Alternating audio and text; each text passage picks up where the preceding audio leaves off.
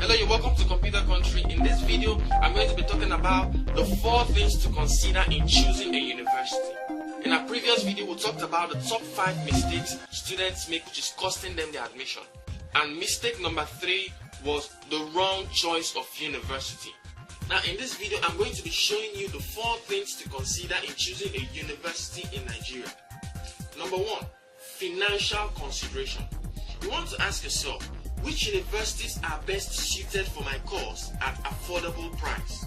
Federal universities are known for their moderate price compared to private universities. Number 2, proximity.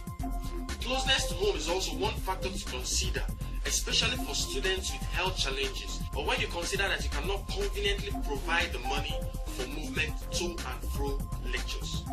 Number 3, academic performance of the university. There are universities that perform very well. A good number of lecturers in some state universities and private universities are either senior lecturers with master's degree and so on. When they get a professor, they feel happy. But there are universities that have up to 5 professors in each department.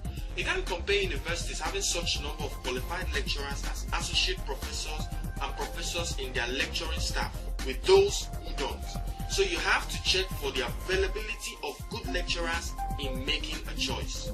Number 4, stability of the university. There are universities that hardly go on strike. There was a time a couple of federal universities were like that until they joined the Academic Staff Union of Universities, ASU.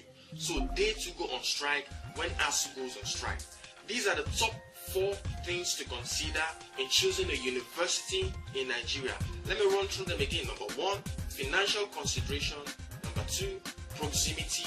Number 3, academic performance of the university.